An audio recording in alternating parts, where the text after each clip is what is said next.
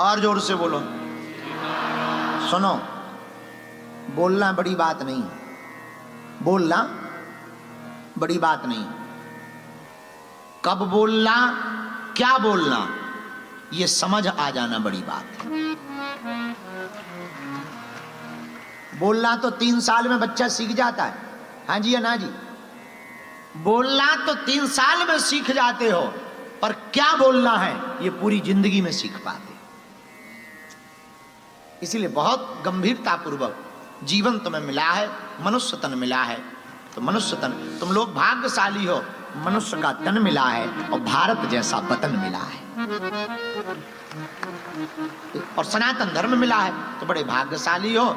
इसलिए और एक बात, किसी भी चीज को छोटा मत लो, छोटे छोटे उपाय भी बड़े बड़े होते हैं। अब हम तुम्हें कहें तो तुम बुरा ना मानना, तुम पहाड़ पे तो बैठ सकते हो लेकिन सुई पे नहीं बैठ सकते। आओ, इसलिए छोटी चीज को ज्यादा हल्के में मत लेना, हल्की चीज भी कई बार भारी हो सकती है।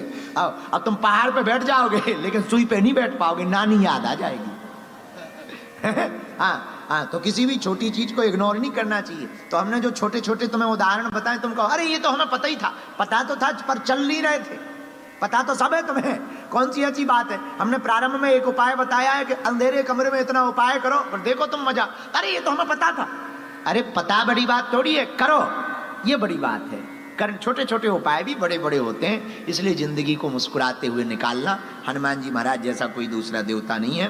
भैया अपनी कीमत सोने के सिक्के की तरह बनाओ कि नाली में भी गिर जाओ तब भी तुम्हारी कीमत ना घटे। अपनी जिंदगी की कीमत सोने के सिक्के की तरह बनाओ, कहीं भी रहो वहां भी मस्त रहो।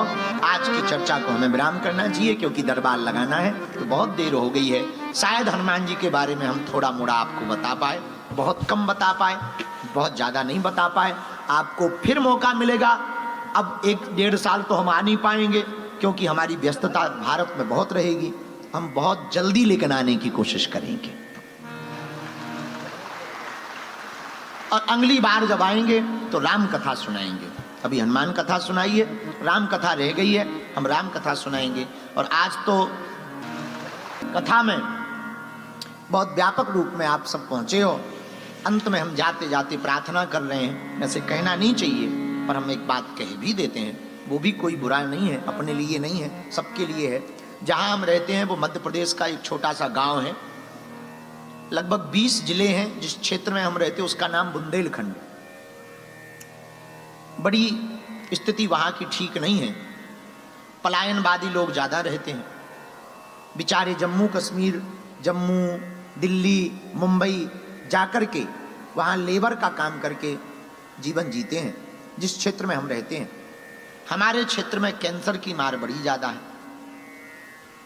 हमने विचार किया, देश में मंदिर तो हजार करोड़ के हैं, यदि हम भी मंदिर बनाकर मरेंगे तो क्या खाक मरेंगे। इसलिए हमने प्रण किया है कि हम अपने जीवन में जीते जी अस्पताल बना करके मरेंगे। वो इसलिए चुना है, पूछो क्यों चुना ये बात। जब हम प्रधानमंत्री जी को फरवरी में मिलने बैठे थे तो प्रधानमंत्री जी के घर पर बैठे थे रात के समय। माननीय भारत के यशस्वी प्रधानमंत्री, विश्व के सबसे लोकप्रिय नेता श्री नरेंद्र मोदी जी, जब उनके साथ रात्रि काल में हम बैठे थे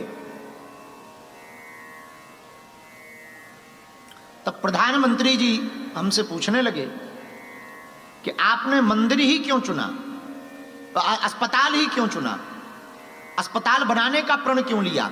हमने कहा साहब, इस देश में अभी तक अस्पतालों में मंदिर थे, हम मंदिर में अस्पताल देखना चाहते हैं।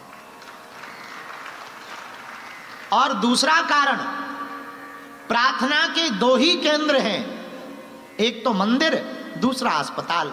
मंदिर में जो प्रार्थना होती है वो झूठी कई बार होती है, फोटो के लिए की जाती है, लेकिन अस्पताल में जब कोई जिंदगी और मौत के बीच अपना जूझ रहा होता है तो दीवारों से जो प्रार्थना होती है वो दिल से होती है। इसलिए ये भी एक प्रार्थना घर है।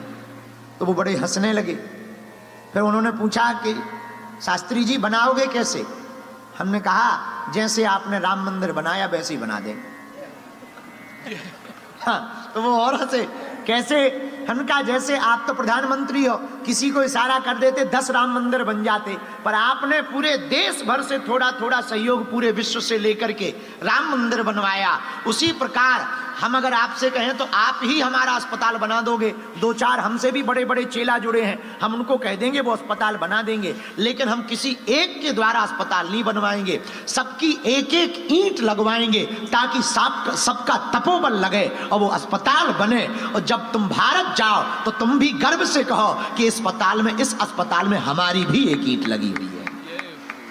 तो प्रधानमंत्री जी इतने खुश हुए, उन्होंने तुरंत कहा, 18 दिन पहले हमने ये बात कही, 18 दिन बाद प्रधानमंत्री जी तत्क्षण बोले, उसी दिन 18 दिन पहले कहा और तारीख निश्चित हो गई कि 23 तारीख को हम बागेश्वर आएंगे।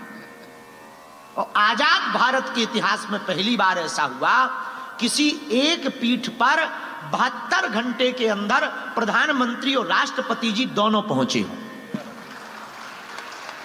वो बागेश्वर धाम पर। 23 तारीख को प्रधानमंत्री जी आए और 26 तारीख को राष्ट्रपति महोदय आए। 4.5 घंटे वो रुकी और प्रधानमंत्री जी का कार्यक्रम 1 घंटे का था, लेकिन बालाजी के दर्शन करके 1.25 घंटे तक प्रधानमंत्री जी धाम पर रहे। और पता है क्या कहे गए? शास्त्री जी आप अस्पताल बनाओ, आज हम भूमि पूजन में आए हैं, उद्घाटन भी हम ही अपने हाथ से करें।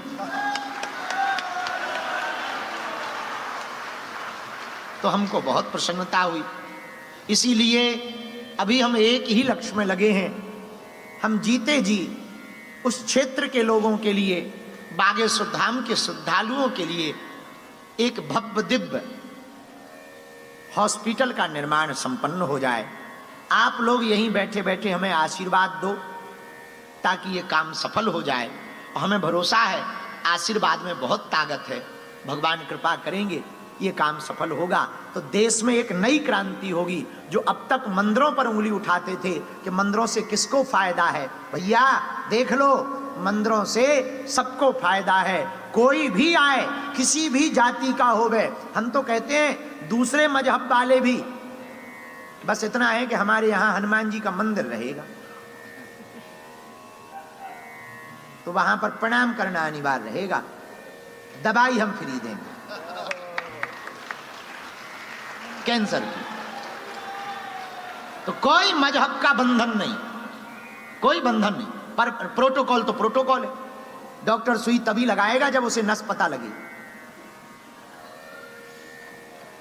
वो पहले यहां बांध देते हैं, फिर वो नस देखते हैं। तुमने कभी देखा ना ब्लड निकालने वाली, यहां पहले बांध दे, मुट्ठी बांधो जोर से, ऐसे बांधो, प्रोटोकॉल है, क्योंकि गलत जगह लग जाएगी, आफत हो जाएगी। समझदार पे सारा काफी हो।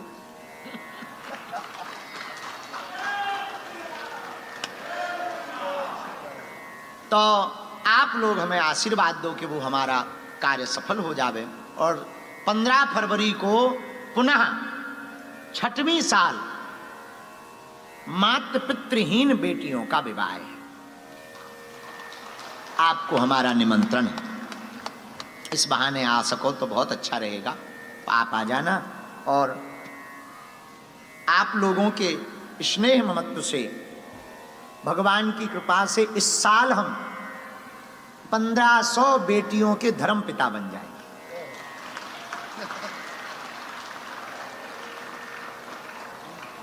1272 बेटियों के विवाह का पूरा खर्च हमने अपनी कथाओं से, मिलने वाले चढ़ावा से, दान पेटी में आने वाले रुपयों से, मिलने वाले गिफ्ट को बेचकर, यहां तक कि अभी कुछ ये जो आप देख रहे हो ये बागेश्वर धाम का नजारा। हर मंगलवार शनिवार 50-50 हजार 1-1 लाख लोग पहुंचते हैं। और ऐसा हर वर्ष विवाह बेटियों का, उन बेटियों को चुना जाता है जिनके माता पिता नहीं होते और आर्थिकहीन होती। भगवान की कृपा से 2024 में इतनी कृपा हुई भगवान की कि एक भक्त जी आए, उनको 52 साल में लड़का हो गया, 52 साल में। तो वो एक बैग में रुपया लेके आए, बोले गुरुजी ये रुपया ले लो। हमने सोचा हम रुपयों का क्या करेंगे, हमने उनसे कहा हमें रुपया नहीं चाहिए, हम कुछ लगा देते हैं, ये तुम भी पकड़ो, हर बिटिया के लिए एक एक मोटरसाइकिल लेता और सभी 151 बेटियों को एक एक मोटरसाइकिल दी। भगवान की कृपा हुई। इस साल जब महामहिम राष्ट्रपति जी को बताया कि 251 बेटियों का विवाह है, उसमें 108 आदिवासी बेटियां हैं, तो राष्ट्रपति महोदया ने बिना देरी किए कहा पूरे कन्या विवाह में हम स्वयं वहां पर रहेंगे। और ये वो क्षण है जब राष्ट्रपति महोदया बागेश्वर धाम, और आप लोग सुन के बड़ा हंसेंगे, बागेश्वर धाम जहां प्रधानमंत्री जी राष्ट्रपति जी पहुंचे वो ऐसा गांव है जहां हमारे यहां विधायक भी 5 साल में एक बार आता था। 5 साल में एक बार, वो भी वोट मांगने आता था। अब बालाजी ने ऐसी पूंछ घुमाई कि बताओ, सब लाखों लोग पहुंचते हैं। ऐसे प्रत्यक्ष हनुमान जी महाराज भारत में बालाजी के रूप में 3 जगह हनुमान जी हैं, सालासर बालाजी, मेहंदीपुर बालाजी और मध्य प्रदेश के छतरपुर जिले के गड़ा ग्राम में बागेश्वर बालाजी, जहां लाखों लोगों की बिगड़ी बनती है, सबकी अर्जी स्वीकार होती है, लाखों लोग वहां पर दर्शन करने आते हैं। तो यदि भारत आना तो हम भले ही कहीं रहें, तुम हमसे मिलने मत बागेश्वर धाम आया करो। हम जिनके कारण हैं उन बालाजी से मिलने बागेश्वर धाम आया करो, क्योंकि उन्हीं का चमत्कार है। तो ऐसे भगवान बागेश्वर बालाजी के चरणों में 15 फरवरी का हम निमंत्रण दे रहे हैं आप लोगों को। समय मिले तो आना, और बहुत खर्चा आपका हो जाता है, किराया बहुत लग जाता है और आने जाने में बड़ा समय लगता है। फिर जैसी आपकी व्यवस्था हो गई, हम आपको कोई जोर नहीं दे रहे हैं, हमें टाइम मिलेगा हम फिर से आप लोगों से मिलने के लिए आ जाएंगे। और आप लोग अपना ध्यान रखना, पूरे परिवार का ध्यान रखना, हंसते रहना। और आज दरबार में जितने पर्चा बनेंगे उतने पर्चा पर सबकी अर्जी लगाई जाएगी, सामूहिक अर्जी सबकी लगेगी। उसका नियम भी हम बता देंगे क्या करना है, ताकि सब पे कृपा हो जाए। अब बहुत देर हो गई, कथा को हम विराम कर रहे, बात को हम विराम कर रहे। राम रसायन तुमरे पासा सदा रहो, रघुपति के दास। इसी चौपाई पर हम लोगों ने चर्चा की है। आप लोग बहुत प्रेम पूर्वक भजन करते रहिए, इसी चौपाई का मनन करते रहिएगा, हनुमान जी के चरण शरण में रहिएगा, हंसा करो, हंसाया करो। बागेश्वर धाम तुम्हारे बाप का घर है, आया जाया करो। और मुस्कुराते हुए रहना, सबका ध्यान रखना। अपने परिवार वालों से, मित्रों से हमारी राम राम जरूर कह देना।